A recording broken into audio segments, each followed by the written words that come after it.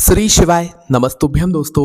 आप सभी लोग जानते हैं कि 29 मार्च 2025 को है वो अमावस्या जो कि चैत्र नवरात्र के एक दिन पहले पड़ती है। और दोस्तों इसी अमावस्या के दिन बहुत सारे लोग मतलब ये कहो कि आप लोग बहुत सारे लोग इस दिन एक चावल की कटोरी वाला उपाय जरूर करते हैं। क्यों करते हैं? क्योंकि दोस्तों इस दिन यही वो उपाय होता है जिस उपाय को करने से आपके घर में जितनी भी तरह की परेशानियां होती हैं वो सारी दूर हो जाती हैं। क्योंकि दोस्तों कई बार ऐसा होता है कि हमारे घर में बहुत सारे कुछ परेशानियां चल रही होती हैं जिसके लिए हम व्रत कर लेते हैं, उपाय कर लेते हैं, पर जब भी हमारी वह परेशानियां दूर नहीं होती हैं तो इसका एक सबसे बड़ा कारण होता है हमारे पितृ, कि हमारे पितृ हमसे नाराज रहते हैं। और पितरों को ही प्रसन्न करने वाली जो अमावस्या है वो आने वाली है जो कि 29 मार्च 2025 के दिन यहाँ पर आ रही है। पर दोस्तों इस बार जब आप ये एक चावल की कटोरी वाला उपाय करोगे तो आपको कुछ बातों का यहाँ पर ध्यान रखना पड़ेगा। क्योंकि सबसे पहली चीज तो इस बार जो चैत्र नवरात्रे हैं वो 9 दिनों की नहीं बल्कि 8 दिनों की है।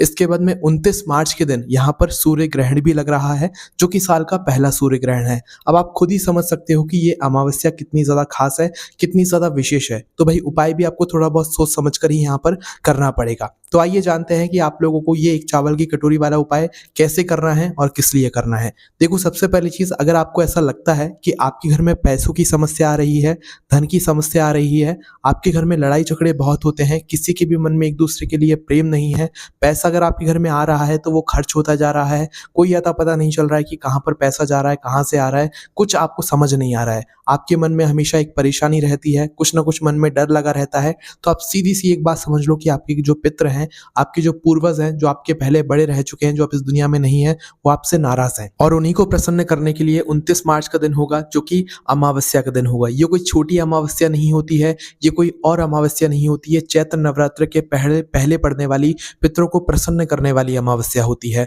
और इस दिन जो सबसे बड़ा उपाय होता है जो कि पंडित जी ने खुद अपनी कथाओं में यहाँ पर बताया हुआ है, जो कि होता है दोस्तों एक चावल की कटोरी वाला उपाय। अगर दोस्तों आपको ये भी नहीं पता कि आपके घर के पितर आपसे प्रसन्न है या नाराज है नहीं भी पता है तो कोई दिक्कत नहीं है, आप इस उपाय को कर सकते हो। अगर आपके पितर आपसे नाराज भी होंगे और आपको नहीं भी पता है तो भी आपके पितर प्रसन्न हो जाएंगे अगर आप इस उपाय को यहाँ पर कर लेते हैं, ठीक है। और अगर आपके घर में आपको ऐसा लगता है कि हाँ जो हमने आपको परेशानियां बताई हैं वो परेशानियां चल रही हैं, तो भाई आप लोगों को ये वाला उपाय जरूर करना चाहिए ताकि आपकी जो भी परेशानियां हैं वो दूर हो जाए और आपकी जो पितर है वो आपसे प्रसन्न हो जाए और आपका सब कुछ जो है यहाँ पर ठीक चलने लगे, ठीक है। तो इसलिए दोस्तों साल में सिर्फ एक बहुत बड़ा मौका आपको मिलता है, तो इस मौके को अपने हाथ से मत जाने दिया करो, है ना। तो आइए जानते हैं कि आपको इस एक चावल की कटोरी वाले उपाय को कैसे करना है, किसको करना है, किस समय करना है, क्योंकि इस बार साल का पहला सूर्य ग्रहण है तो उससे क्या इस उपाय को करने में हमें कुछ सावधानियां यहाँ पर बरतनी रहेगी। क्या इस बार मतलब कि हमारे जो चैत्र नवरात्र है वो भी इस बार 8 दिन के लग रहे हैं, तो क्या इस उपाय को हमें 29 मार्च के दिन ही करना है या कब करना है, सारी जानकारी हम आपको इस वीडियो में यहाँ पर अब बताना शुरू करते हैं।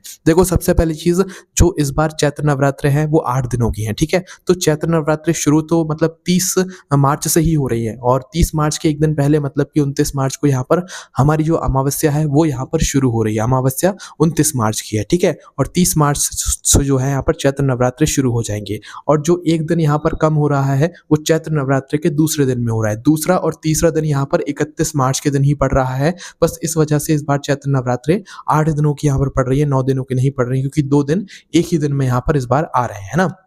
इसके बाद में दोस्तों बात करें अगर सूर्य ग्रहण की, तो सूर्य ग्रहण जो है आपको 29 मार्च के दिन देखने के लिए मिलेगा, जो कि दोस्तों हम आपको बता दें कि हमारे भारत में ये देखने के लिए नहीं मिलेगा। पर जब भी आपको समय वगैरह सब कुछ पता होना चाहिए ताकि अगर आप अपने कोई शुभ काम भी कर रहे हो तो भाई इस समय करने से बचे, है ना। क्योंकि दोस्तों भले हमारे पृथ्वी पर मतलब जो चंद्र ग्रहण होता है या सूर्य ग्रहण होता है वो पड़ता है, भले हमारे भारत में ना पड़ता हो, पर पड़ता तो वो हमारी पृथ्वी पर ही है ना, और हमारी जो पृथ्वी है वो भारत के अंदर ही आती है। तो इसलिए आपको कुछ थोड़े बहुत नियमों का यहाँ पर पालन जरूर करना चाहिए। तो देखिए 29 मार्च के दिन अमावस्या के दिन जिस दिन आप ये उपाय करने वाले हैं, एक चावल की कटोरी वाला उपाय, इस दिन जो सूर्य ग्रहण पड़ रहा है वो 29 मार्च को दोपहर को 2:20 से शुरू होगा, है ना।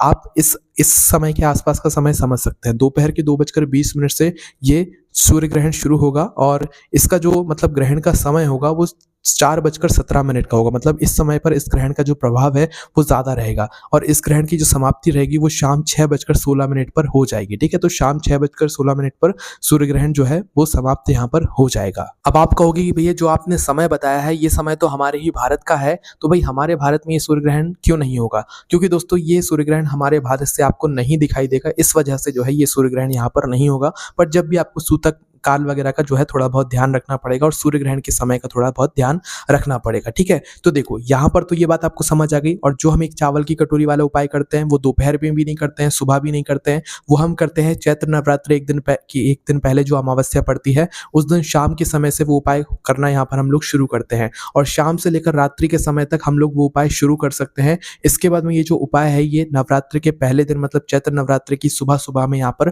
पूरा होता है, ठीक है। जैसा कि हमने आपको बताया कि जो सूर्य ग्रहण है वो शाम को 6:16 पर समाप्त हो जाएगा। हम एक अनुमान से मान लेते हैं 6:30 बजे तक जो है ग्रहण का जितना भी जो भी सी चीजें होंगी वो सारी समाप्त हो जाएंगी, है ना, 6:30 बजे तक। तो भाई आपको इस बार जो एक चावल की कटोरी वाला उपाय करना है जो कि इस अमावस्या के दिन करना है, चैत्र नवरात्र के पहले पड़ने वाली अमावस्या पर करना है, तो इस बार इस उपाय को करने का जो समय है वो शाम 6:30 बजे के बाद ही आप लोग इस उपाय को यहाँ पर कीजिएगा। क्योंकि इस उपाय को कुछ लोग शाम के समय शुरू करते हैं, कुछ लोग 6 बजे शुरू करते हैं, कुछ 6:30, कुछ 7 बजे, कुछ 8 बजे, कुछ 9 बजे, कुछ लोग अगर लेट भी हो जाते हैं तो वो 10, 11, 12 बजे तक भी अपना ये उपाय जो है वो कर लेते हैं ना। क्योंकि किसी को कुछ ना कुछ काम हो ही जाता है, कोई ना कोई कहीं ना कहीं बिजी रह ही जाता है, जिसकी वजह से वो उपाय करने में लेट हो जाता है, ठीक है। पर ज्यादातर लोग जो है इस उपाय को शाम के समय करते हैं। पर इस बार ध्यान रखिएगा, थोड़ा सूर्य ग्रहण का समय रहेगा शाम को 6:16 तक, तो आप इस उपाय को 6:30 बजे के बाद ही कीजिएगा। और अगर हो सके तो वही मतलब इस उपाय को एक चावल की कटोरी वाले उपाय को आप शुद्धता के साथ में कीजिएगा, मतलब स्नान कर लीजिएगा, है ना। भले आपने सुबह स्नान किया होगा पर जो है ग्रहण लग चुका होगा उसके बाद में शाम के समय में, रात्रि के समय में, तो आप स्नान करके ही इस वाले उपाय को कीजिएगा। क्योंकि ये उपाय बहुत ही शुद्ध है और उपाय बहुत जल्दी यहाँ पर काम करता है, आपके पितरों को प्रसन्न करने वाला ये उपाय है ना। तो आइए जानते हैं किसको ये उपाय करना है और कैसे करना है। तो देखो, घर की जो बड़ी माता बहन होगी उन बड़ी माता बहनों में से किसी एक ही माता बहन को ये वाला उपाय करना है। और कोशिश करना इस उपाय को करने से पहले सूर्य ग्रहण के बाद आप जो भी नियमों का पालन करते हो, अपने पूरे घर में गंगा जल वगैरह छिड़कते हो, तो वो सारे काम करने के बाद ही आप लोग अपना ये वाला उपाय कीजिएगा, ठीक है। और सबसे जरूरी चीज, खुद जरूर स्नान कर लीजिएगा, है ना। जो उपाय कर रहा है उसको तो स्नान करना जरूरी है ही है। अगर कोशिश करो तो भाई अपने घर के सभी सदस्यों को इस ग्रहण के बाद आप लोग स्नान करा दीजिएगा। अन्यथा सभी लोग ना भी कर पाए तो जो उपाय कर रहा है घर में, जो भी बड़ी माता बहन उपाय कर रही है, तो भाई उसको जरूर स्नान करना है इस एक चावल की कटोरी वाले उपाय को करने से पहले। तो इतनी बात आपको समझ आ गई। अब हम बात करते हैं आगे की, ठीक है। तो आपको समझ आ गया होगा कि शाम को मतलब 29 मार्च के दिन शाम को 6:30 बजे के बाद से हमें इस एक चावल की कटोरी वाले उपाय को करना है, ठीक है। अब करना कैसे वो भी यहाँ पर हम लोग जान लेते हैं। तो देखो, इस एक चावल की कटोरी में आपको एक बात तो समझ आ रही होगी कि इसमें हमें एक चावल की कटोरी यहाँ पर लेना है ना। तो इसके लिए आपको क्या करना है, अपने घर से कोई ऐसी कटोरी लेना जो कि अच्छी हो, शुद्ध हो, जो कि अगर नई कटोरी अगर आपके घर में कोई रखी हुई है तो आप उसमें से एक नई कटोरी ले लो। अन्यथा नई नहीं है तो जो पुरानी आपके घर में बर्तनों में इस्तेमाल होती है वही आप एक कटोरी ले लो। बाकी नई कटोरी है तो उसे ले लेना ज्यादा बेहतर रहेगा, ठीक है। तो आपको करना क्या है, अपनी एक खाली कटोरी ले लो। खाली कटोरी को लेने के बाद दोस्तों कोशिश करना कि आपके घर में जो अच्छे वाले चावल हों वह अच्छे वाले चावल आप इस उपाय में प्रयोग करें, है ना। या आपके घर के रसोई घर में जो चावल आप लोग बनाते हैं, क्योंकि घर के रसोई घर में सभी लोग अच्छे ही चावल बनाते हैं, ठीक है। तो आपके घर के रसोई घर में जो चावल बने हुए हों, मतलब जो चावल रखे हुए हैं, कच्चे चावल, पक्के चावल नहीं कह रहे हैं हम लोग, कच्चे चावल, तो उन कच्चे चावलों से आप लोगों को अपनी इस कटोरी को भर लेना है। अपनी कटोरी को बिल्कुल फुल भर लेना इस चावल की, मतलब इस कटोरी के अंदर, है ना। तो चावल फुल भरने के बाद अब आपको क्या करना है कि देखो, इस चावल की कटोरी के अंदर चावल के दाने टूटे हुए भी हैं तो कोई दिक्कत परेशानी वाली बात नहीं है। अगर आपके चावल बासमती भी हैं तो कोई दिक्कत परेशानी वाली बात नहीं है। बस ध्यान रखना, जो चावल की टूटी होती है या जो छोटे छोटे मतलब चावल होते हैं वो चावल इस उपाय में प्रयोग नहीं होंगे, है ना। थोड़े मतलब जो बड़े साइज के चावल होते हैं वही होंगे। भले उनमें से कुछ कुछ दाने टूटे भी हो सकते हैं, क्योंकि सभी चावल के दाने तो अब आप ऐसे इतनी एक कटोरी चावल जो है छांट नहीं सकते, तो इसलिए कुछ दाने टूटे भी हुए होंगे। तो आपको उससे कोई टेंशन लेने वाली बात नहीं है। बस आपको आपके घर के रसोई घर में जाकर स्नान वगैरह करके शुद्ध होकर आपको एक कटोरी चावल अपने उस जगह से भर लेना है जहां पर आपके घर के रसोई घर में चावल रखे हुए हैं, ठीक है। तो एक कटोरी चावल यहां से लेने के बाद अब आपको करना क्या है कि एक कपूर का टुकड़ा लेना है। कपूर का टुकड़ा, देखो कपूर दो तरह का आता है, एक तो गोली वाला कपूर आता है और एक टुकड़े वाला कपूर आता है। तो जो आपको कपूर मिल जाए, बस जो भी कपूर लो शुद्ध लेना, असली कपूर लेना, क्योंकि नकली कपूर बहुत आता है इस वजह से, ठीक है। भले थोड़ा महंगा मिले पर असली कपूर लेना। तो आपको अपनी एक चावल की कटोरी बिल्कुल फुल भरना है, चावल से कटोरी को बिल्कुल फुल भर देना है, ठीक है। इसके बाद में आपको इस चावल की कटोरी के ऊपर चावल के बिल्कुल बीचों बीच में अपना कपूर का टुकड़ा रखना है। कपूर थोड़ी ज्यादा मात्रा में रखना। कपूर का एक जैसे टुकड़ा रख रहे हो तो थोड़ा बड़ा टुकड़ा लेकर चावल के बिल्कुल बीचों बीच में रख देना। अगर मतलब कपूर की गोलियां ले रहे हो तो 2-3 गोली एक साथ लेकर आप जो है अपनी चावल के ऊपर बिल्कुल बीचों बीच में रख देना, ठीक है। तो इतना आपने काम किया। अब इतना काम करने के बाद माताओं बहनों को क्या करना है, इसे अपने सीधे हाथ के सिले में उठाना है और उठाने के बाद इसे अपने घर के मेन गेट पर लेकर आना है। किस समय, 29 मार्च को शाम को 6:30 बजे के बाद कभी भी, है ना? आप चाहो तो इस उपाय को 6:30 बजे के बाद कभी भी कर सकते हो, शाम 7 बजे भी कर सकते हो, शाम मतलब रात को 8 बजे तक भी कर सकते हो। वैसे इस उपाय को करने का सबसे सही समय है रात 8 बजे से पहले-पहले आप लोग कर लीजिएगा, पर इस बार सूर्य ग्रहण है तो शाम 6:30 बजे के बाद ही कीजिएगा। तो और अगर रात 8 बजे तक भी आप उपाय नहीं कर पाते हैं क्योंकि काम की वजह से आप नहीं कर पाते उपाय, तो आप रात 9 बजे तक भी उपाय कर सकते हैं, 9:30 तक भी कर सकते हैं, 10 तक भी कर सकते हैं, 11 तक भी कर सकते हैं। पर 29 मार्च के दिन रात को 12 बजे से पहले-पहले अपना ये जो उपाय है इसको शुरू कर देना, ठीक है? बस इतनी सी बात आप ध्यान रखना। इस चावल की कटोरी को लेकर सीधा आप अपने घर के मेन गेट पर आना, मुख्य द्वार पर आना, और मुख्य द्वार पर आने के बाद क्या करना है, आपको अपने मुख्य द्वार के किसी भी एक साइड पर इस एक चावल की कटोरी को आपको रख देना है, ठीक है? किसी भी एक साइड पर मतलब आप ऐसा देखो, आप जब अंदर अपने घर के खड़े हुए और बाहर दिख रहे हो, तो आपको जो सीधा हाथ पड़े, जो राइट हैंड पड़े, उस जगह उस साइड की चौखट पर या उस साइड की दीवार पर आपको ये चावल की कटोरी रख देना है। बस ध्यान रखना, ऐसे रखना आपको इस चावल की कटोरी को कि कोई भी बिल्ली वगैरह, कोई भी गाय वगैरह आपकी इस कटोरी को नुकसान ना पहुंचा दे, क्योंकि रात्रि में बिल्ली वगैरह बहुत घूमते, कुत्ते घूमते हैं, मतलब गाय घूमती हैं। तो भाई इस चावल की कटोरी को आप अपने हिसाब से अपनी बाउंड्री पर, अपनी नीचे जहां पर भी चौखट पर रख रहे हो वैसे रखना। बस ध्यान रखना, ये जो चावल की कटोरी है ये आपको अपने घर के मेन गेट के थोड़ा सा बाहर की साइड करके रखनी है। ऐसा नहीं कि बिल्कुल आपने अंदर की साइड करके रख लिया, नहीं, थोड़ा सा बाहर की साइड करके रखनी है। और जो व्यक्ति इस कटोरी को थोड़ा सा बाहर की साइड करके रख सकता है तो ज्यादा यहाँ पर बेहतर है, ठीक है? बाकी आप अपने दीवार पर या अपने घर की चौखट के थोड़ा सा बाहर की साइड करके इसे रख सकते हो, मतलब हल्का सा आपकी कटोरी जो है वो बाहर की साइड होनी चाहिए, ठीक है? इसके बाद आप इसे सुरक्षित करके रख दीजिए, क्योंकि ये चावल की कटोरी आप पूरी रात भर जो है आपको उसी जगह पर अपने मेन गेट पर रखी रहने देना है। इसको छूना भी नहीं, इसको उठाना भी नहीं, ठीक है? तो आप कोई ईंट वगैरह लगा देना या तो किसी डलिया से ढक देना, ताकि कोई भी गाय, कोई भी बिल्ली आपकी इस कटोरी को नुकसान ना पहुंचा दे। अगर रात भर में कोई भी मतलब इस कटोरी को किसी ने भी नुकसान पहुंचा दिया, ये कटोरी गिरा दी, तो फिर आपका उपाय पूरा नहीं हो पाएगा, ठीक है? तो इस बात का ध्यान रखना।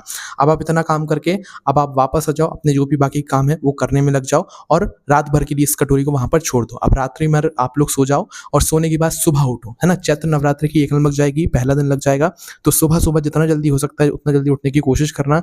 मतलब 5 बजे, 6 बजे, 7 बजे, 8 बजे, 9 बजे, 10 बजे, है ना? 10 बजे से पहले पहले आप लोग अपना ये जो उपाय है यह पूरा कर लेना, ठीक है? तो अब करना क्या है, सुबह जल्दी उठकर आप लोगों को स्नान वगैरह कर लेना, अपने घर की पूरी साफ सफाई वगैरह सब कुछ कर लेना है, पर कटोरी को नहीं छूना है, ना कटोरी के चावल को, ना कपूर को, कुछ किसी को नहीं छूना है। सुबह उठकर स्नान वगैरह करके आपको सीधा अपने घर के भगवानों को स्नान कराना चाहो तो पहले वो कर लेना। पूरी पूजन अर्चना से फ्री होकर अब आपको अब बस एक माचिस उठाना है, एक माचिस उठाकर सीधा मतलब कटोरी के पास में आ जाना है, अपने घर के मेन गेट के पास में।